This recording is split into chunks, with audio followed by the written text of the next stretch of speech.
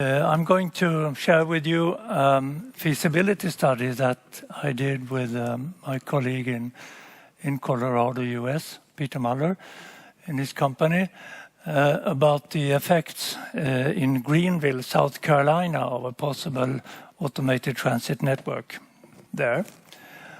Let's see if this works this way. So we just completed our report on that feasibility study, and it was about the various transit modes for Greenville.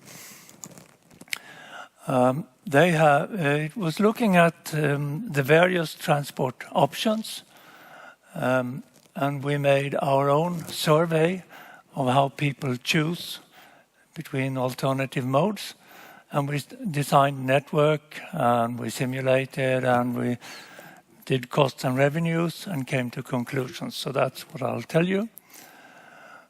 Is it this way? Okay. So Greenville is a growing city, and it's very nice. They have high ambitions. There's lots to see and do, a good economy, but transportation is not good, and they know it. So they have a lot of congestion, and that threatens the growth of the city. And 30% of the population cannot drive, and transit serves only 1%. That's even worse than the average in the US. That's very poor. And they know it. They did a survey to all the employers, and they said that 92% of their employees, they drive alone to the job, and the reason they do it is there is not good parking is expensive, they have congestion, the bus is very infrequent, and very low hours of service. So everything is bad on transport. And what would be a good solution for that then? In this diagram we have space density of stations and the average speed. And of course what you want from a transit system is lots of stations and good speed. So we tried to locate the various transport options in this diagram. So the light and the bus rapid transit, they have not so many stations, but they have good speed. Shuttles have very low speed, but they are not. But they can have lots of stations.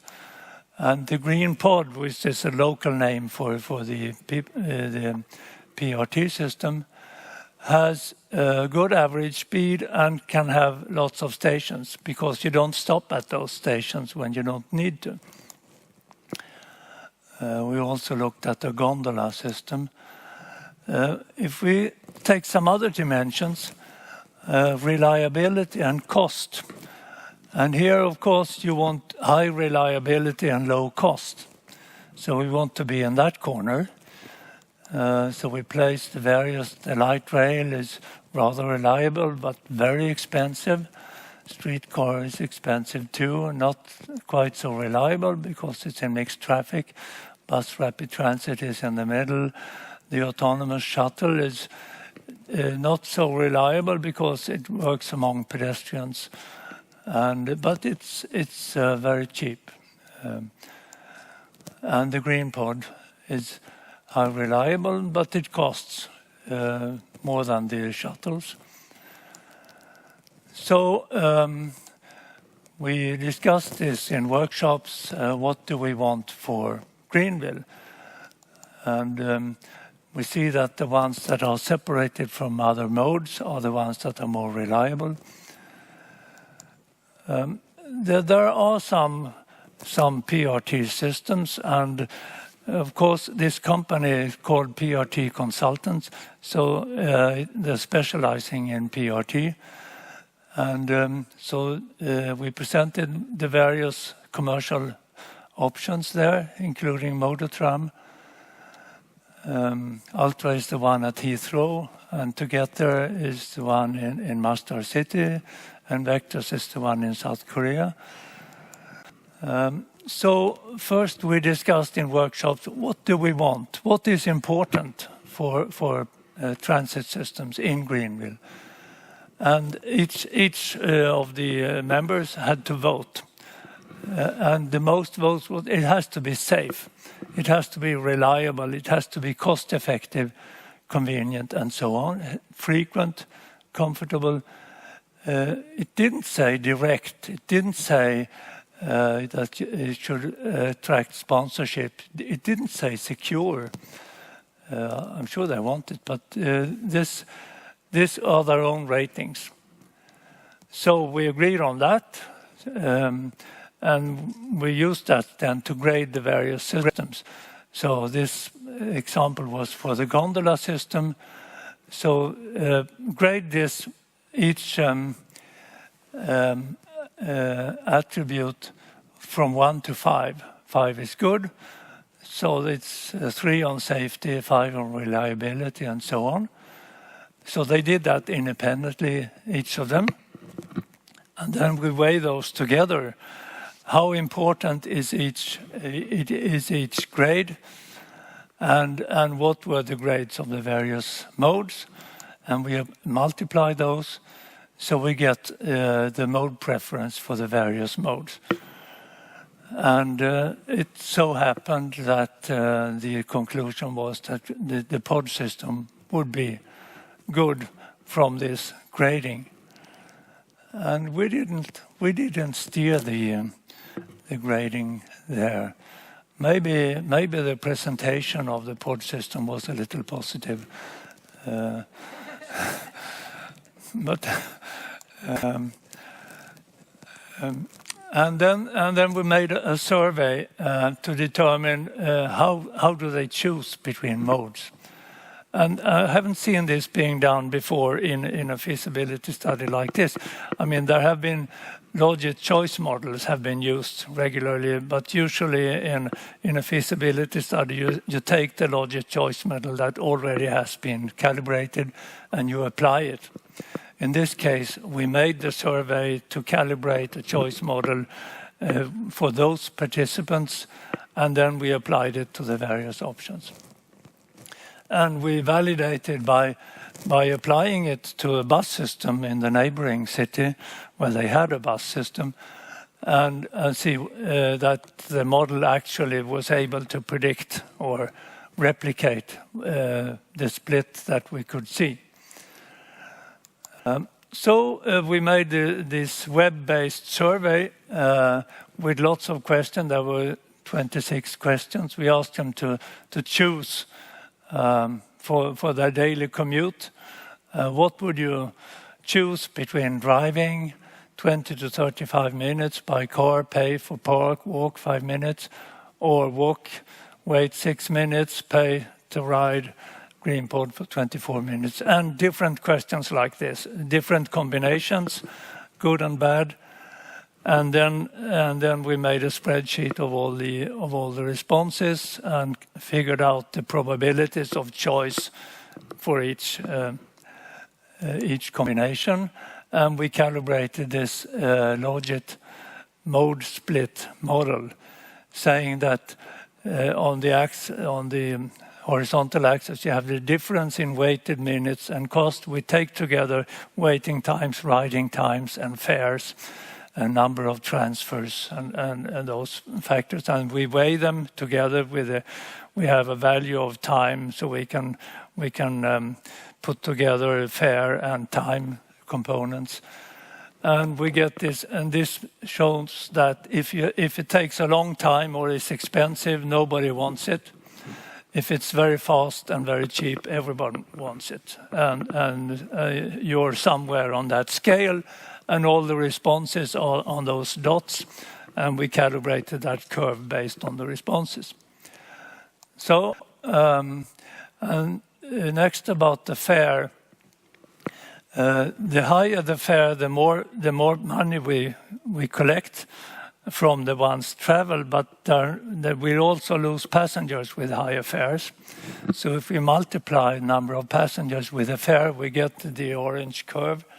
And if you were profit maximizing, you would charge like $10 per trip. But we are not profit maximizing. This is public transport. And we felt that around $350 would be a reasonable fare. And also the politicians thought that would be reasonable. So that's what we assumed. And then we made some sensitivity analysis around it. And we came up with this network for Greenville. It is a very large network. It has 140 stations, probably too many, and 120 kilometers of guideway. But that means that you can reach every other point in the network within about 30 minutes. So it offers very good mobility, but it's expensive. So we applied our mode split model. We applied it to the bus network in the nearby Clemson. We did the surveys in 3 cities, Greenville, Clemson, and Malden. And the model says that we will get 14% bus rides, and we could measure that we had 13%. So we thought that the model is good enough. And we applied that model then for choosing ATNs versus cars, and the result came out 32%, which is very good for public transport modes, especially in the US. If you can get 32% use of public transport, that's very good. So we compared that with the other studies made over the world, what the results of those studies said about mode splits with PRT or ATN systems and without. And they are from all parts of the world, but there's only one from the US, and that's SeaTac there. So compared to these others, Greenville will be in the mid-range of those. But much better than the other one from the US. So that would be good for US standards, and it's rather good for European standards too, 32%. So with this demand, we made a matrix of origin, destinations of trips during the peak hour, and we simulated that. And that made about 100,000 daily person trips. And we dimensioned the vehicle fleet for the morning peak hour, and we needed 1,600 vehicles. That's a lot of pods. To serve those 100,000 trips, and the average wait time was 2.9 minutes, which is rather good compared to a bus service every half hour or so. And each vehicle would carry 6.5 people per hour, and the average load would be 1.5 passenger. That's not a very great loading rate for a vehicle. It also shows that it's no use making it big. I mean, that vehicle there is big enough. No use making it bigger, because you're not going to get that bigger load if you want to serve everyone on demand when they want to go to where they want to go. So then we calculated the costs. We had cost data from the various ATN systems. And so the investment would be 1.2 billion. And we annualized that at 5% over the lifetime. And the operating cost is low. And the annual revenue more than covers the operating and maintenance costs, which is very good. Actually, did I? Where was I? here. So you get 2.4 times the revenue is 2.4 times the operating cost, so that's good. But it doesn't quite cover the capital costs. Not many systems do, not many public transport systems do, but we almost did it. And actually, if we increase the fare to $3.70, we will break even including the capital cost with this ridership, thanks to the high ridership. So, in conclusion, we thought that ATN would reduce congestion by removing 31% of the daily car trips. That's a lot. And improve the mobility and accessibility, even for the car drivers, it will be much better. It will take away the congestion. You only have to remove 10% of the car trips to get much higher speed on the road network. So that's good. It would increase real estate values, and the way the city saw it is that then we get more tax revenues from real estate tax. It would increase safety, less road accidents, and improve resiliency and sustainability because less energy use and clean. And it could pay for its own operating and capital costs, which is unusual. And the ridership would be much higher than conventional transit, especially as we started with 1% in that city. But 32% is a very good result. So that was the conclusions, and now it's up to the politicians in Greenville, Clemson and Malden to decide how to move on with this. And as we hear, they are very keen, but you don't know. It's a decision, it's an investment. But they have a very pro-active mayor and politician, but he will retire soon, so we don't know. Thank you, folks.